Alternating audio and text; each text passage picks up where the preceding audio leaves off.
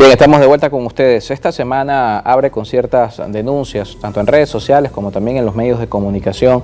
Están reseñando lo que ha sido la modificación de la tarifa del transporte en Venezuela, tanto en las rutas suburbanas, en el caso del transporte interno en algunas ciudades, que ha pasado de 1 bolívar a 3 bolívares, o en algunos casos de 2 bolívares a 3 bolívares, varía por supuesto según lo que está aprobado previamente. La mayor parte de las denuncias tienen que ver, por lo menos en el caso de Caracas, que la tarifa ha sufrido precisamente este ajuste que hoy significa 3 bolívares, algo cercano a los 40 centavos de dólar. El argumento que se establece por parte de los transportistas es precisamente que la modificación se da persiguiendo una tarifa que se pueda compensar en divisas en torno a los 40 o los 50 centavos de dólar. Y un promedio, por cierto, que lo hemos conversado en otras oportunidades con invitados del sector transporte, en la región el costo promedio del transporte es $1 por viaje. Por supuesto, es una realidad distinta que tiene que ver con el ingreso de los usuarios, donde el salario mínimo pasó de 130 bolívares, que significaban $30 aproximadamente cuando fue aprobado cerca del primer trimestre del año, a lo que hoy representaría tal vez algo cercano a los $15, para hacer frente ahora a un costo mayor en bolívares. Para hablar de este tema está con nosotros en estudio Luis Salazar, él es presidente del Comité de Usuarios del Transporte. Un gusto, como siempre, que nos acompañe por acá. La posición de los usuarios, porque no es una denuncia nada más en Caracas. En el caso de Barinas hablan de aumentos del 50%, lo veíamos también en la revisión de las informaciones, en El Tigre, en Maturín, en algunas ciudades, y hablar de las rutas que son las interurbanas, el caso del transporte entre Caracas y Guarenas, el caso de transportes entre Caracas y La Guaira. Hay modificaciones importantes a un salario que hoy representa menos en el tipo de cambio. Sí, el problema aquí se radica es al salario, porque como es una ecuación sencilla, si tú cobras 3 bolívares, pagas 3 bolívares en pasaje de ida y 3 bolívares en pasaje de vuelta, son hablando de 180 bolívares al mes. Y si yo gano 130 bolívares, ¿cómo hago para pagarlo? Eso es lo primero. Eso ha generado lo que se llama, no quiero utilizar esa palabra. Depende además de cuántas unidades tengas que usar al día. Por eso no quiero hablar de la palabra diáspora de la movilización, que es lo que pasa con esto, que la gente ha dejado de utilizar el transporte cercano a su casa. Por ejemplo, voy a hablar de un ejemplo sencillito, que es la estación Propatria, donde hay camioneticas que llevaban las personas a los bloques aledaños, y bueno, ya esas quedaron anuladas porque la gente no puede pagar esos 6 bolívares de diferencial para poderse desplazar a su hogar, que es la comodidad. Uno está pagando la comodidad del traslado porque viene cansado en el metro de Caracas. Y las rutas suburbanas que se generan bajo el criterio del Ministerio de Transporte y Comunicaciones. Pero ¿qué sucede?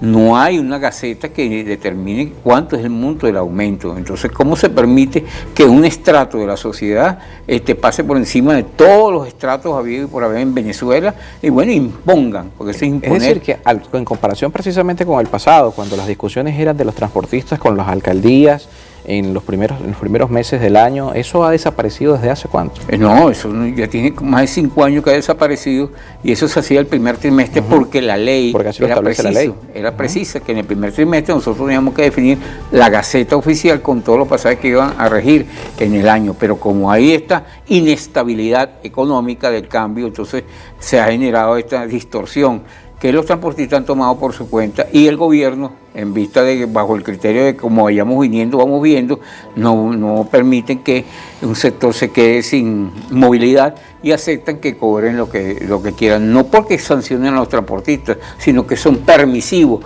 al cobro ilegal, generándose un enfrentamiento entre los usuarios y transportistas. Los usuarios, porque nosotros decimos, ¿dónde está el marco legal? Yo venía ahorita para el canal y tuve la primera discusión de 2 caminos, porque yo vi claro, ese es mi trabajo, yo vi lo que tiene ahí de aumento, 3 bolívares de aquí, 4 bolívares para el centro. Que antes tradicionalmente se veía la Gaceta Municipal. Entonces, y ¿desde cuándo ustedes son autoridad? Que yo no sepa, ustedes tienen esa autoridad. No, bueno, nosotros cobramos y ahí está plasmado. Ustedes lo que tienen que hacer es pagar. Lo que pasa, como yo soy una persona que sé cómo se maneja los transportistas, lo llamé aparte y le dije, hermano, son 2 bolívares. Y le di su 2 bolívares. Y listo. ¿Entiendes? Pero ¿cuántos usuarios tienen esa capacidad de negociar con estos señores? Que no es nada fácil. El argumento que establecen los transportistas es precisamente las variaciones del tipo de cambio. No. ¿Mantienen, al menos como argumento, buscar el 0,40? No. Lo que ellos discuten es el precio del combustible. Acuérdate que toda esta discusión viene por el 0,50. Aquí estuvimos discutiendo sobre el 0,50 y ahí es el génesis de este aumento de tarifa. Si el gobierno nacional no le hubiera aumentado 0,50, nosotros tuvimos de acuerdo que no se aumentara porque esto iba a pasar, otro gallo hubiera cantado. Pero ya es un hecho porque todavía existen bombas de subsidio para el transporte. Sí, claro que existen bombas, pero ellos, la mayoría de las bombas, como fueron liberadas, ellos ahora no se preocupan por tener el subsidio, sino que pagan los 150 litros en $35 o opcionales. Pues entonces a ellos no les importa ese tipo de problemas. Y ahí es donde está el nodo. Fíjate que eso que nos pasa, ¿qué pasa? El gobierno, y además yo estuve de acuerdo que se trabajara fuertemente en el sistema QR, porque sabíamos, preveíamos que eso iba a suceder. Cuando se monta el sistema QR, hay un desfase entre el sistema Patria y el sistema de pago de los transportistas, que duran hasta 3 días, creo que debieron haberte lo dicho aquí, 3 días para que le paguen. Entonces ellos dicen, oye, hermano, yo no puedo estar esperando 3 días que me den un dinero que se está devaluando en el tiempo. Claro. Y se lo dije, hermano, usted pone el pasaje como quiera y se va a devaluar inmediatamente que tú lo coloques, y eso es lo que está sucediendo, el pasaje se está desmoronando para ellos mismos. Pero no tan solo porque se estén desmoronando para ellos, sino que ahora los ingresos son menores y están sintiendo en carne propia los efectos de la economía de mercado. ¿Qué pasa con el resto de los subsidios, el resto de las compensaciones que podrían existir? Por ejemplo, denuncias que van desde el punto de vista del respeto a los adultos mayores, que hoy también les toca pagar su pasaje, los bonos estudiantiles, el subsidio a los estudiantes también son temas que quedaron en discusión y que hoy también toca en un contexto donde se ven este tipo de aumentos abordarlo. Fíjese que nosotros ese punto de vista con el sistema QR aquí en Caracas, voy a hablar precisamente en Caracas, hay 40 organizaciones a nivel nacional que tienen el sistema QR de aplicación, pero lo que se quería o se quiere es que las personas se registren en la estación La Hollada, los muchachos se registren y cada vez que ellos pasen su QR o por el, ¿cómo se llama esto? El colector, porque la gente cree que es el transportista, no, el transportista está manejando, el que tiene el dispositivo es el colector que va a escanear el QR. Ese escaneo de QR va al sistema Patria y en el sistema Patria se hace la compensación, si en realidad es medio pasaje, le cobra vía QR el medio pasaje y el Estado le compensa a los otros. Y en la mesa discutimos que nosotros los ancianos también queríamos esa probabilidad. Eso está, todas las personas de tercera edad pueden registrarse en las estaciones que tienen que ver con el Instituto Nacional de Transporte y Tránsito Terrestre, ahí le escanean su QR y paga tranquilamente su medio pasaje. Ese es lo que nosotros queríamos, en parte al subsidio que debería haber, que va a compensar el aumento del combustible, cualquiera que fuera, gasolina o gasoil. Bueno, eso es lo que se está tratando. Hoy, justamente, se está tratando de incorporar el sistema QR porque ayer dimos una rueda